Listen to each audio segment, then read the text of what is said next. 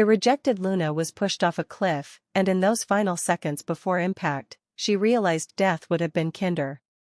Wind screamed past Sera's ears as her body twisted through empty air. The cliff's edge disappeared above her, a jagged line against the blood-red sunset. Her arms flailed uselessly, grasping at nothing. The ground rushed up to meet her, distant rocks growing larger with each heartbeat. This is it, she thought. This is how I die. But somewhere in the spinning chaos, another thought pierced through: why does the air feel wrong? The fall should have been quick. Should have been over. Instead, time stretched like honey, thick and suffocating. The wind didn't howl anymore, it whispered. Words she couldn't understand but felt in her bones. Her last conscious thought before darkness swallowed her: death would have been mercy. Then nothing. Just a voice from somewhere below, somewhere ancient and patient. You are not meant to die. Before we dive in, drop a comment and let us know where you're watching from. We'd love to hear from you. If you enjoy werewolf stories like this, be sure to like the video, subscribe, turn on the notification bell, and share it with someone who'd love it too. 3 days earlier, Sera had still been Luna. In title only. She stood at the edge of the grand hall, watching the pack celebrate the autumn equinox. Laughter echoed off stone walls. Wolves danced, drank, celebrated under hanging lanterns that cast everything in warm gold light. Sera wasn't dancing. She never danced. Luna. The voice came from behind her, cold, formal. Alpha K didn't even look at her as he spoke. The elders want to see you after the feast. That was it. No warmth. No affection. Just duty delivered like a weather report. Sera's wolf whimpered inside her, curling smaller. Of course, Alpha. He was already walking away. 6 months. They'd been mated for 6 months, and he'd never once called her by name. Never touched her except during the ceremony, when custom demanded it. His hand had been cold when he'd placed the Luna's mark on her wrist, a silver band that burned when he'd spoken the binding words.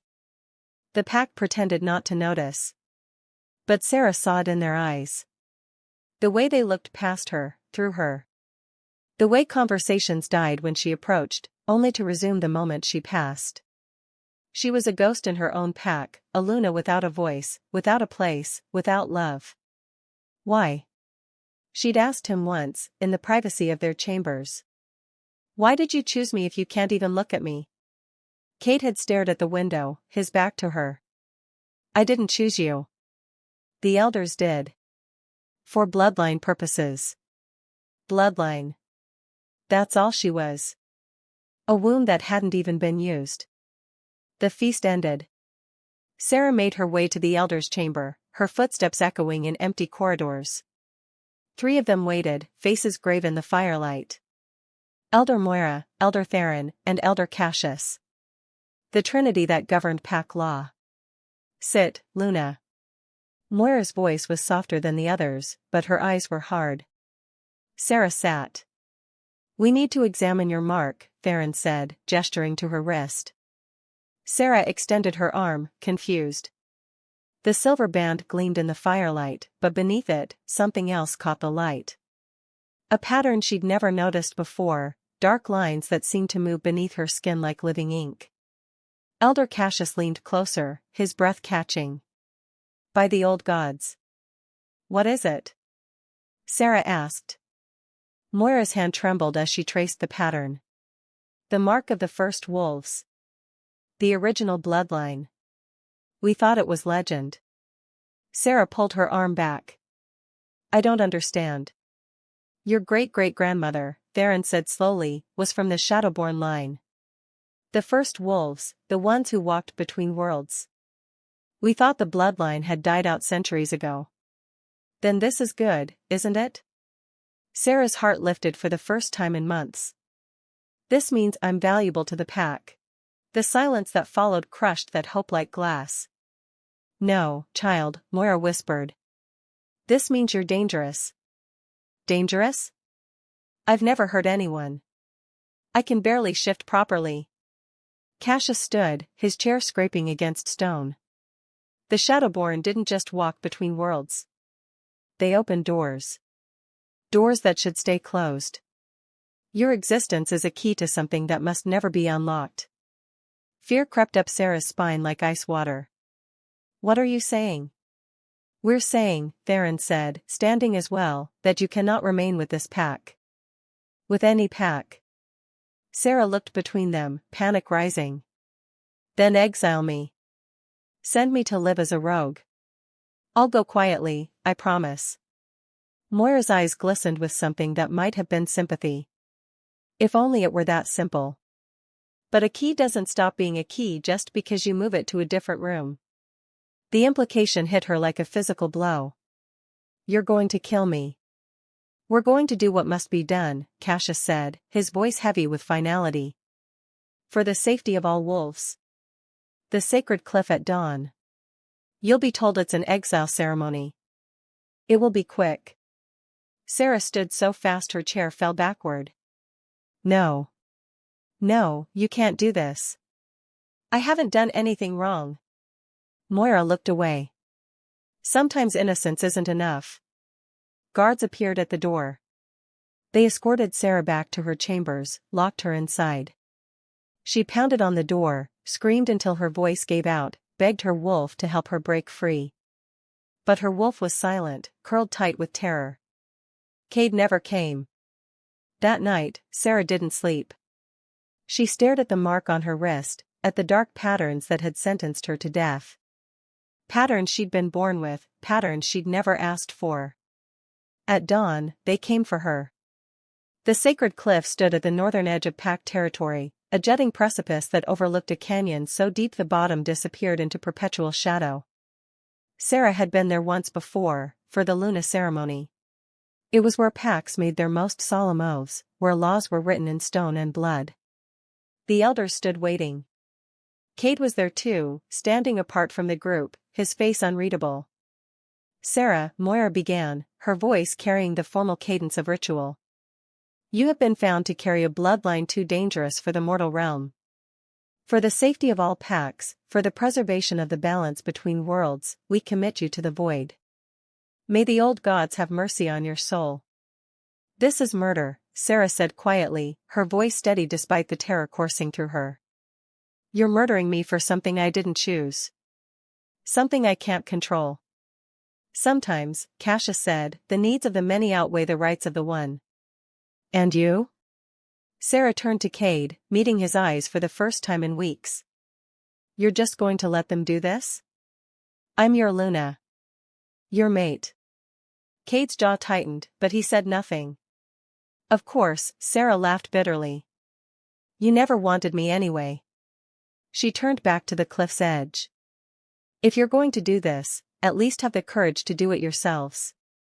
Don't hide behind ritual and pretty words. Moira stepped forward, and for a moment, Sera thought the elder might change her mind. Instead, Moira placed both hands on Sera's shoulders. I'm sorry, the elder whispered. Then she pushed. Sera's scream tore through the dawn as she fell backward into empty air. The last thing she saw was Moira's face, twisted with regret but resolute. The last thing she heard was Cade's voice, finally saying her name. Sera. Too late. Always too late. The fall was eternal and instant all at once. Wind roared in her ears, her stomach lurched into her throat, her body spun helplessly through space. The canyon walls blurred past, dark stone streaked with morning light. She should have hit bottom. The fall should have ended. But the air changed. It thickened like water, like oil, like something alive. Gravity loosened its grip. Her body slowed impossibly, unnaturally. The screaming wind became a whisper, then a hum, then words in a language she'd never learned but somehow understood. Welcome home, daughter of shadows. Welcome home. Sera's body stopped falling. Stopped moving. She hung suspended in darkness so complete it had weight, had texture, had presence. Then hands caught her. Hands that weren't human, weren't wolf, weren't anything she had words for. They lowered her gently to ground that shouldn't exist.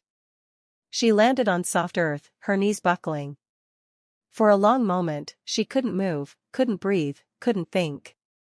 Every nerve in her body screamed that she should be dead, should be broken on rocks at the canyon floor. Instead, she was alive. And she was not alone. Breathing that wasn't hers echoed in the darkness. Deep, measured, patient. The sound of something that had waited a very long time. Sera forced herself to open her eyes. The space around her was vast, a cavern carved from stone that gleamed like obsidian. Symbols covered every surface, pulsing with faint blue light like bioluminescent deep-sea creatures. The air smelled of iron and wet stone and something else, something ancient and wild that made her wolf finally stir from its terror. Water dripped somewhere in the distance. Each drop echoed like a heartbeat. Then he stepped into the light. The Underworld Alpha was massive, easily 7 feet tall, his frame built of muscle and presence that made the cavern feel smaller. His eyes caught the blue light and reflected it back as molten gold, bright and inhuman. His hair was black as the void between stars, falling past his shoulders. His face was beautiful in the way a storm was beautiful, in the way a blade's edge was beautiful. Dangerous. Eternal. He didn't speak. He circled her slowly, studying her the way a wolf studies prey. Sera tried to stand, but her legs gave out. She collapsed back to her knees, gasping. "What are you?" She managed. "I am Nyx," he said, his voice resonating through her bones. "I am the guardian of the threshold. I am the price of opening doors that should remain closed." He knelt before her, close enough that she could feel the heat radiating from his skin. Close enough to see that his eyes weren't just gold. They held depths, shadows, entire worlds in their reflection. "And you," he continued, reaching out to touch the mark on her wrist. "You are the key." The moment his finger brushed her skin, the mark ignited. White light exploded from the symbols, racing up her arm like lightning through her veins. Sera screamed as pain and power flooded through her simultaneously, burning and freezing, destroying and creating. Visions crashed through her mind. Images of wolves that walked on 2 legs and 4, wolves with eyes like stars, wolves that sang in voices that shattered mountains. The first pack. The original covenant. The door between worlds that they'd sealed with their own blood. And her blood was the key to opening it again. The light faded. Sera collapsed forward, gasping. Nyx caught her before she hit the ground, his hands surprisingly gentle for something so powerful. "You understand now," he said softly. "The cliff is a seal. You are a living key. If you had died falling, your blood would have been freed, the seal would have broken, and chaos would have flooded the mortal realm. But survival means something else entirely." "What?" Sera whispered, already knowing the answer, already feeling it in the way the cavern hummed around her, in the way the symbols on the walls pulsed in time with her heartbeat. "Survival binds you to me," Nyx said, his golden eyes holding hers. "And to this place. Forever." "No," Sera breathed. "No, that's not fair." Death was mercy. Nyx stood, pulling her to her feet with effortless strength. "Survival is service." Above, on the surface, Elder Moira collapsed to her knees at the cliff's edge, clutching her chest. Blood trickled from her nose as the seal's energy rippled outward, destabilized by Sera's survival below. "What's happening?" Theron grabbed her shoulder. "The seal," Moira gasped. "It's breaking." "She's alive." "She's alive and the seal is breaking." "That's impossible," Cassius stared down into the canyon. "No one survives that fall." But even as he spoke, a blood moon rose in the eastern sky, hours too early. "Impossible." The wolves of the pack began howling, their voices rising in involuntary chorus, called by something primal and terrifying. They couldn't stop. Their wolves had been seized by power beyond their control. Cade fell to his knees, his hands clawing at his throat as his wolf tried to surface against his will. "What have we done?" he choked out. "What have we done?" Moira looked at her hands, at the blood still dripping from her nose. "We killed her." And that was exactly what we shouldn't have done. Below, in the cavern, Nyx led Sera deeper into the darkness. They walked through corridors carved by time and power, past chambers filled with artifacts that hummed with energy. Sera's legs moved on their own, her body following his lead even as her mind screamed at her to run. "Where are you taking me?" she asked. "To the altar," Nyx said simply. "You will take the oath. Or you will take nothing at all. Not even death." "I don't want to take any oath. I just want to leave. Please, just let me go." Nyx stopped walking. He turned to face her, and for the first time, something like sympathy flickered in those golden eyes. "If I let you go," he said quietly, "the underworld will collapse into the mortal realm. Everything down here, every creature that was sealed away for good reason, every nightmare that your ancestors fought to contain, will be freed. Millions will die. The world as you know it will end. Is that what you want?" Sera's throat tightened. "No." "Then you know what you must do." They reached the altar, a massive slab of black stone carved with the same symbols that covered the walls. In the center, a shallow bowl waited, stained dark with ancient blood. Nyx drew a blade from his belt, obsidian and sharp as regret. He cut his palm without hesitation, his golden blood pooling in the bowl. Then he offered the blade to Sera. "Don't make me do this," she whispered, tears finally breaking free. Nyx's expression remained impassive. "You have already done it. This is merely the formality." Sera's hand shook as she took the blade. She looked at her palm, at the lines that supposedly told her future. What future did she have now? What life waited for her in this darkness? But she thought of the pack above. Of the innocent wolves who had no part in the Elder's decision. Of the children who played in the morning sun, unaware of the monsters waiting beneath their feet. She cut her palm. Her blood was red, ordinary, human. It mixed with Nyx's gold in the bowl, swirling together like oil and water that somehow merged. The moment they touched, the symbols on the altar blazed to life. Words flooded Sera's mind, ancient and absolute. She spoke them without knowing how, her voice layering with harmonics that shouldn't have come from a human throat. "I bind myself to the threshold. I bind myself to the guardian. I bind myself to the seal between worlds. My blood is the lock. My life is the key. My choice is eternal." The oath snapped into place like a collar around her soul. And then the transformation began. Pain like nothing Sera had ever imagined tore through her body. She tried to scream, but her voice came out wrong, layered with multiple tones, with echoes of wolves long dead. Her fingers elongated, bones cracking and reforming. Claws split through her nail beds, black and curved and sharp as daggers. She tasted iron and ash on her tongue. Smelled burning fur and ancient earth. Heard voices that weren't there, memories that weren't hers flooding her consciousness. A hunt in a forest that no longer existed, trees as tall as mountains. A war fought with tooth and claw against things with too many eyes. Names in a language she suddenly understood: Fenris, Amarok, Skoll, Hattie. The first wolves. The originals. And their memories were becoming hers. Sera's bones reshaped themselves, her spine arching as something moved beneath her skin. Not her wolf. Something older. Something feral and wrong and powerful beyond measure. Her wolf whimpered and retreated, overwhelmed by the presence invading their shared space. She looked down at her hands. They were still hers, still recognizable. But the veins beneath glowed faintly with golden light, pulsing in time with her heartbeat. Her skin felt different, tighter, like it barely contained what she was becoming. "Please," she begged, her voice barely her own anymore. "Please, just let me die." Nyx stood over her, unmoved by her suffering. "You are too valuable to waste on death." The transformation continued. Hours? Days? Time lost meaning in the darkness. Sera felt pieces of herself sliding away, emotions dulling, memories fading at the edges. She tried to cry and found she couldn't.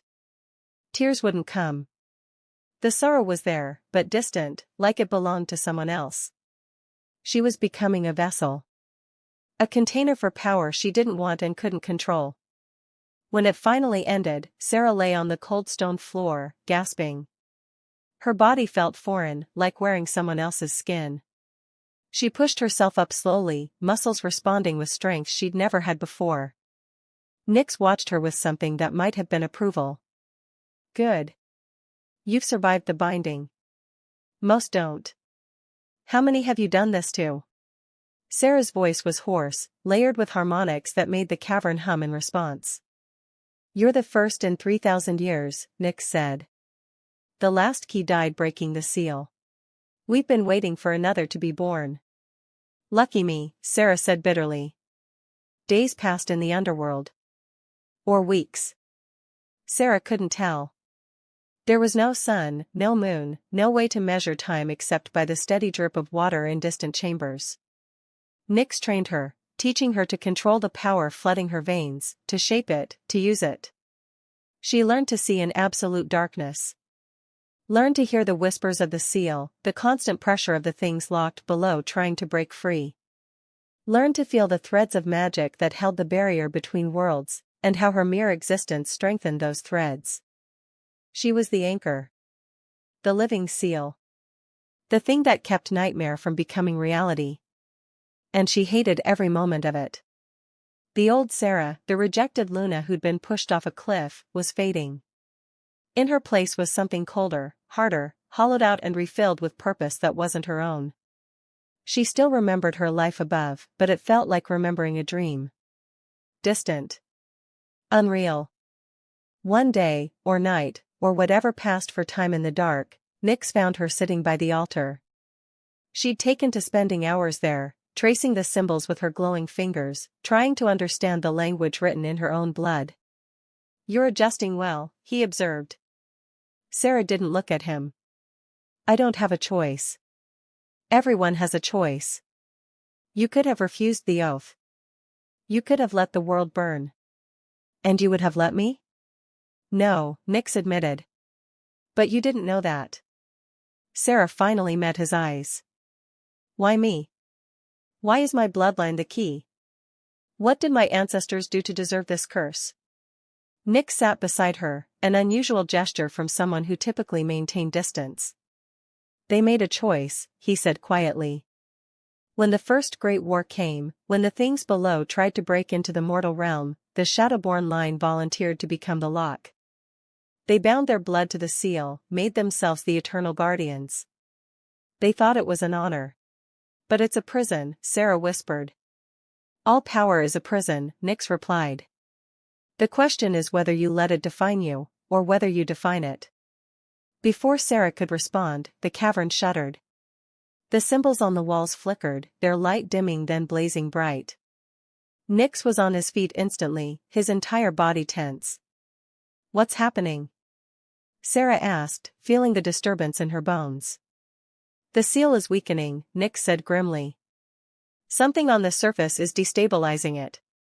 They rushed through the corridors to a chamber Sera had never seen before. In the center, a pool of dark water reflected images from above like a scrying mirror. The surface rippled with each tremor from the seal.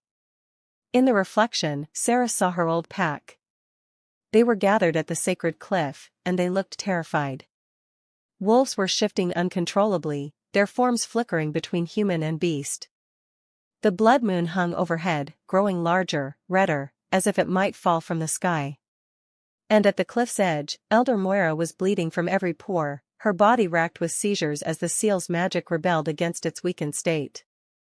They're dying, Sera breathed. The pack is dying. The seal is tied to their land, Nyx explained. As it breaks, it will drain them first. Then it will spread. Within days, every wolf pack on the continent will feel it. Within weeks, the barrier will shatter completely. Sera stared at the images, at wolves she'd known her entire life writhing in agony for a choice the elders had made. Children crying as their parents shifted and couldn't shift back. Young wolves trapped between forms, their bodies breaking under the strain. If you're ready to make another choice and see what happens next in Sera's journey, hit that like button and drop a comment telling us what you think she should do. And if you haven't subscribed yet, this is your sign. We've got more stories like this coming, and you won't want to miss them. Can I stop it? Sera asked quietly. Nyx hesitated. There is a way. I can open a door to the surface. You can return. Once. For 1 hour. Sera's heart, cold and distant as it had become, flickered with something like hope. I can go back? For 1 hour, Nyx repeated. The seal will stabilize temporarily with your presence above. You can have your revenge on those who condemned you. Or you can save them. The choice is yours. He extended his hand, and a doorway of pure light opened beside them. Through it, Sera could see the cliff, the pack, the world she'd lost. But there's a cost, Nyx added. If you return below, you must seal yourself here willingly. Permanently. No escape. No hope of freedom. Ever. Sera looked at the doorway, at the tortured faces of her former pack. She thought of Moira, who'd pushed her. Of Cade, who'd let it happen. Of Cassius and Theron, who'd decided her life was worth less than their fear. She could end them. Could walk through that door and watch them die, knowing it was justice for what they'd done to her. But she also thought of the children. The innocent ones. The wolves who'd had no say in the elders' decision. She thought of the world above, flawed and cruel and beautiful. The forests in autumn. The sound of rain on leaves. The feeling of sunlight on skin. All the things she'd never experience again if she made the choice she knew she had to make. I'll go, Sera said, her voice steady. But not for revenge. Nyx studied her face, and for the first time, something like respect showed in his golden eyes. Then you're stronger than the last key. Sera stepped through the doorway. The sun hit her like a physical blow. After weeks in darkness, the light was blinding, overwhelming. Sera staggered, her hand coming up to shield her eyes.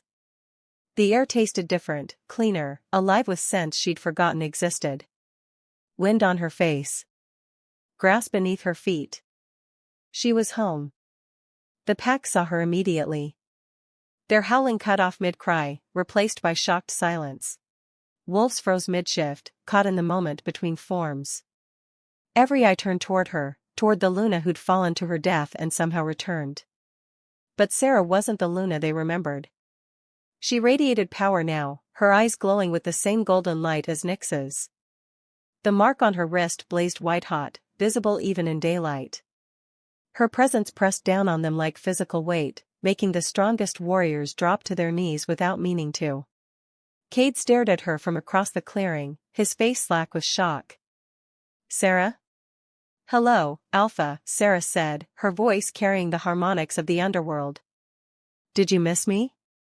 The elders cowered near the cliff's edge. Moira was barely conscious, blood still seeping from every orifice.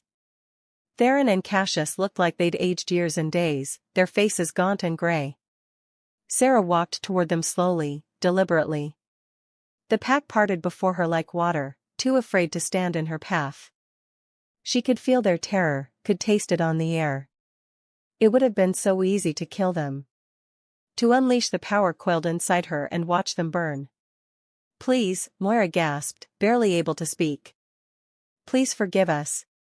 Sera stopped in front of the elders, looking down at the three who'd condemned her. Forgive you? She repeated softly. You pushed me to my death. You murdered me for something I didn't choose. Something I couldn't control. We were wrong, Theron whispered. We were so wrong. Yes, Sera agreed. You were. She could end it now. Could let the seal break completely. Could walk away and leave them to the chaos they'd created. It would be justice. It would be fair. But it wouldn't save the children watching from behind their parents. It wouldn't save the innocent wolves who'd never hurt her. It wouldn't save the world. Sera turned away from the elders. She walked to the center of the sacred cliff, to the spot where Moira had pushed her. The stone was marked with ancient symbols, the same ones that covered the cavern below. The seal's anchor point.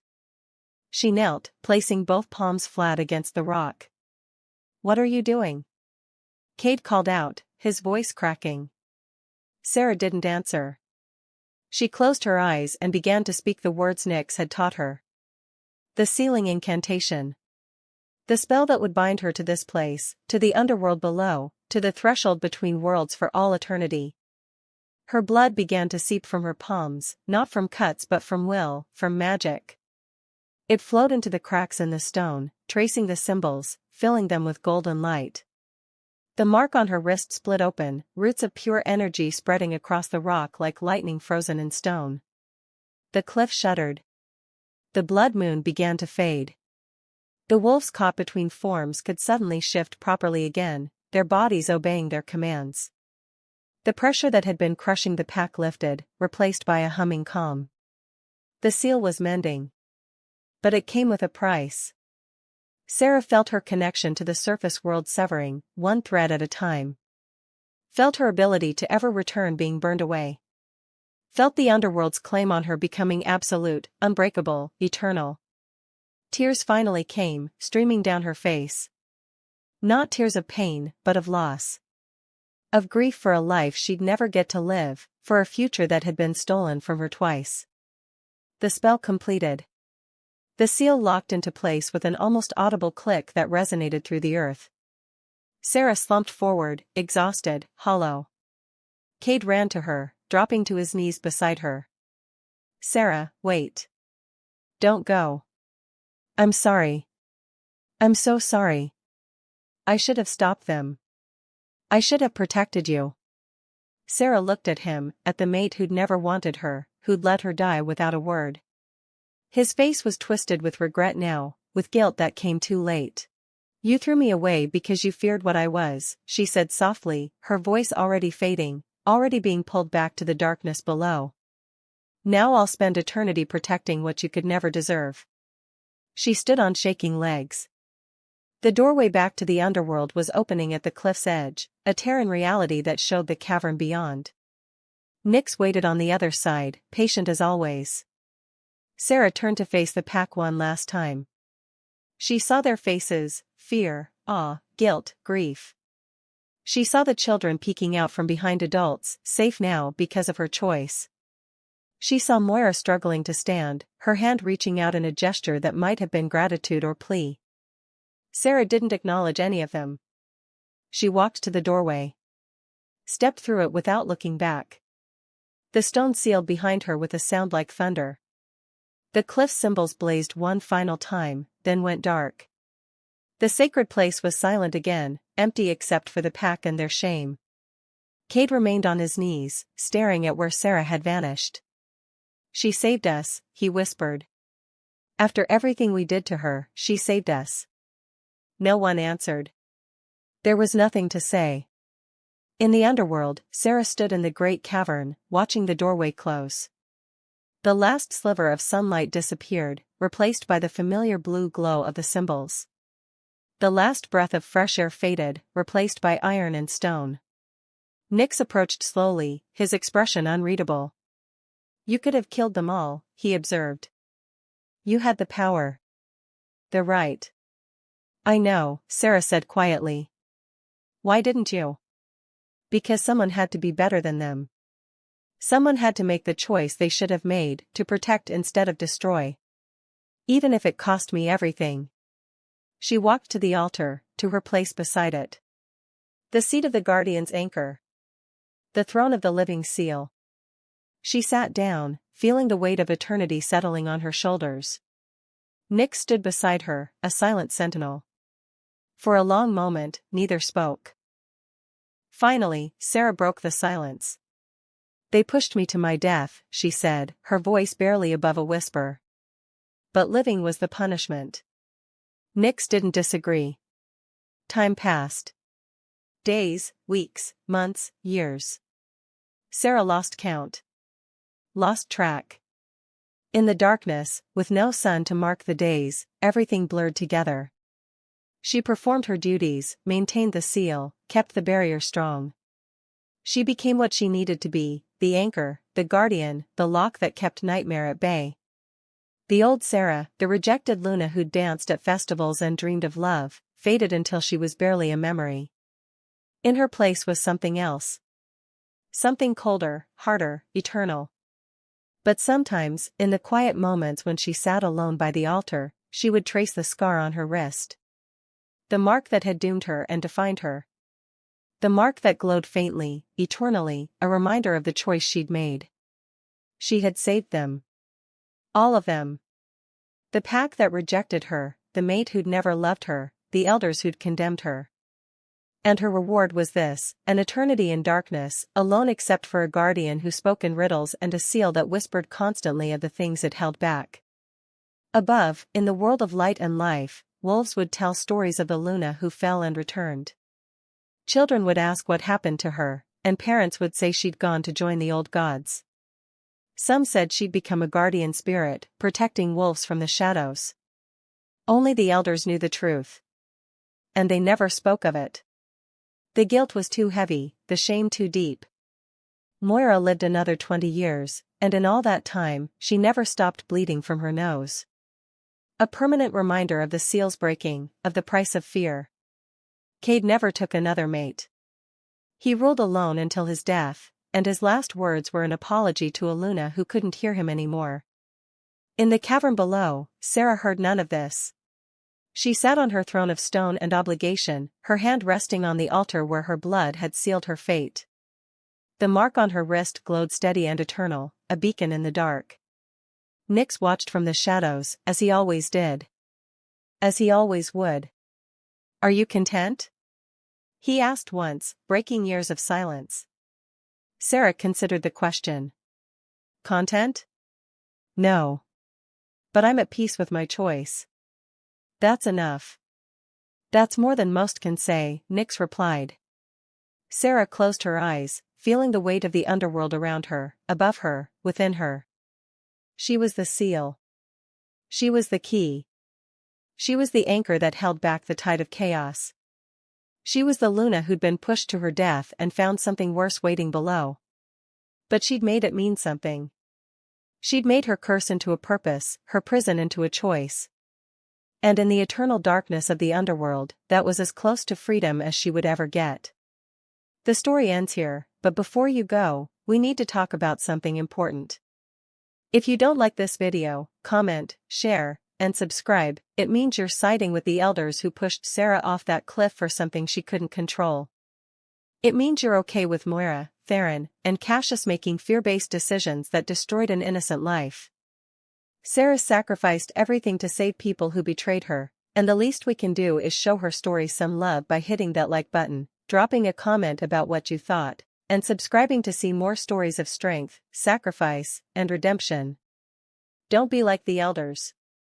Make the better choice. We'll see you in the next story.